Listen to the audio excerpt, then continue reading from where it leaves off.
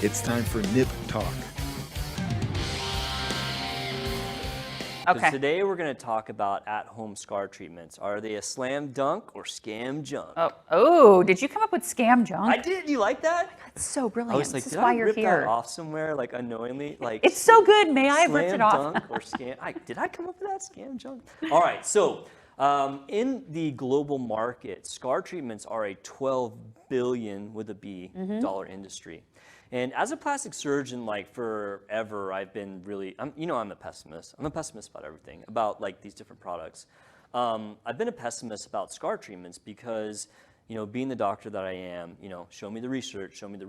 And so when I got into plastic surgery fellowship, 15 or however many years ago it was, that's one of the things I started to look up is like, do these scar treatments actually work? Because being a plastic surgeon, people ask you all the time, what do I do for scars? And it's dizzying. There's so many things out there. Gosh. It's like overwhelming. It is. I feel bad for consumers because there's so many products. Choice fatigue. And not only that, but like, these companies that make these products, like the ones that, aren't all that great, will have these studies which make them look like that they work, but really when you dig into them, like they don't. Well, of course they're going to have to say, 99% of the case studies. So, well, if there's two people in your sample size. So there are a multitude of products, and I just want to kind of list some of them out because people will be like, have I heard of this one? So there's silicone gel, both in sheets and a lotion. Imiquimod, which I'm not super familiar with that one, mitomycin C, plant extracts, onion extracts, which is what Mederma was forever. I don't know if it still is. Green tea, aloe vera, and the one that you always hear, vitamin E oil, right? So if you dig into the studies on these, it gets really kind of nebulous. Okay, so like, are you talking about like scar/stretch mark scar, or just like straight up like a cut scar? I would say stretch. So stretch marks are actually dermal scarring. So that's like scarring in the deeper layers of your skin. That's a great question. I'm specifically talking about superficial. Yeah, superficial. Like I go have a tummy tuck, I have a scar, I want to make it look good. I have breast augmentation, I want my scar to be invisible, blah, blah, blah, so on and so forth, okay? Because you do want to separate those, because you wouldn't treat those similarly. You can treat stretch marks to some degree, and we can unpack that one a different day. But I'm talking specifically about surface scars. So when you look into the research on these products, it's kind of like the classic bait and switch that we've seen with other products, where they'll say, oh, this study shows that, it should, they say it has this effect. And when you dig into it, it'll be like a molecular model where like a certain thing, like, onion extract on a molecular level causes like an upregulation of like collagen, which, increases the maturation of scars, so on and so forth.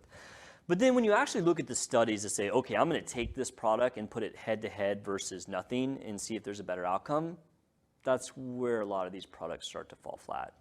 And so, I'm really kind of pessimistic about almost every scar treatment with one exception. There is one thing that actually works, and that is silicone gel. Oddly enough, putting silicone gel over a scar does have an effect. Really? So like so like unpack that a little bit here. So like there's a couple ways that you can go about this. When I was like in my training and early part of my career, like the only way to do silicone gel was to do silicone gel sheeting, which basically, as it sounds, it's a sheet of silicone gel that comes on a backing.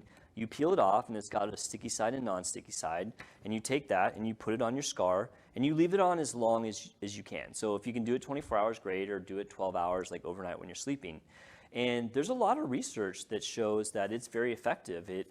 One of the studies I pulled, which is a big study, showed it up to 86% reduction in scar texture, 84% reduction in scar color, and 68% reduction in scar height. I personally found those numbers to be a little extreme. I was kind of surprised to see that the study showed that much. But all of the studies do kind of agree that silicone gel does work. So it's not, is this for the rest of your life, or like how long? So I tell people to treat scars. So if you look at like, wound healing metrics, like when is a wound, completely healed, it's around 90 days to where the strength of it is like as good as it's going to get, which is around 90%, meaning if you cut skin, the repair is going to be roughly 90% as strong when it's all said and done. But the maturation of scars actually can go out to a year, or sometimes I've seen even get better longer. So I tell people to treat the scars as long as you're willing to do it. If you're willing to treat a scar for 9 months, do it. Although I temper that because, and the one thing I'm going to mention about scars is really all these treatments are one thing, but the absolute number one factor for how good your scar is how good it's closed. If you get cut and you go into the ER and you let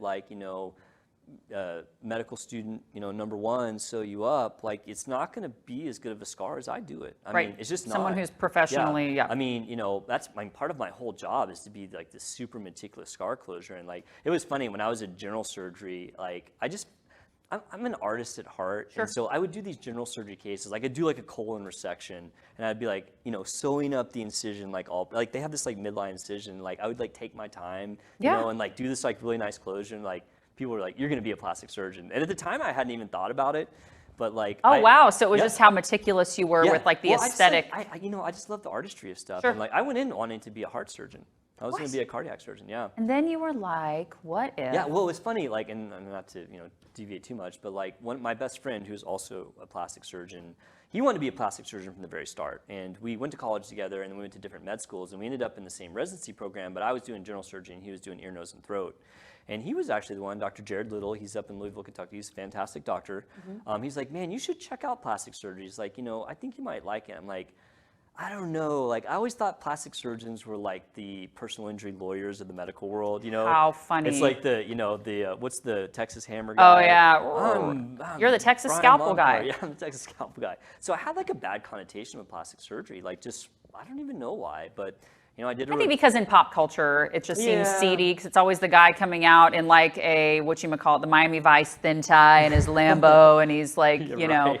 It's just it's like that connotation, Yeah. like, oh, he's and that's in there really to. not me. I mean, I'm like art. I am kind of an artist. He has the Lambo, just not the tie. That's not. You know what I drive, right? I drive a big POS. No. Oh, I don't yeah. know what you drive. Oh, I'm going to bring in a picture. I'm going to bring in all right, next episode, I'm going to bring in a picture of what I drive, and you people are going to die. I'll do a little video of it. Okay. Anyway, so, but yeah, I did a rotation to it, and I loved it. I fell in love, and so, yeah, that's how I became a plastic Okay, so surgeon. can we get Dr. Little on so we can ask him, we'll ask him questions about you? Jared, come down, man. Yeah, Come see me Jared, here in Texas. we need to have you in here. Oh, I man. will moderate this. If Jared comes here, I'm gonna have to have a little shock thing on him because he knows too many stories. Which is about me. fantastic. I'm gonna have like a little shock collar when he No, we need deviates this. to we were in college. We were fraternity brothers in college. Oh, brilliant. Jared, come on the show. I We were demand the best it. men at each other's weddings. I demand like this. the what is it called? The bachelor parties. Yeah, Oh, okay. man. He knows too much. Which is I brilliant. take it back. No, But I'm going to make this happen. if you want to treat scars, I fully recommend using silicone gel.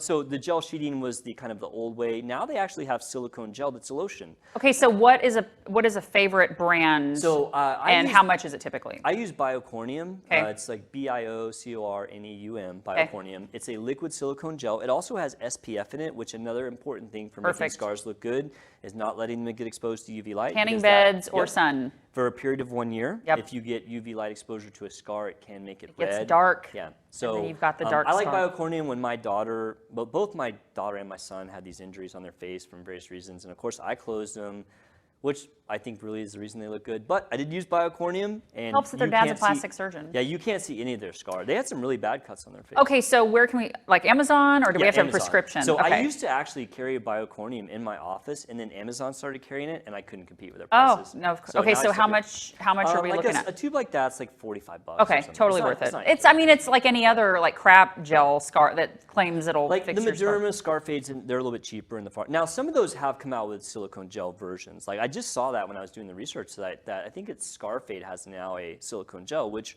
would work, but I still like the Biocorneum. So. Yeah.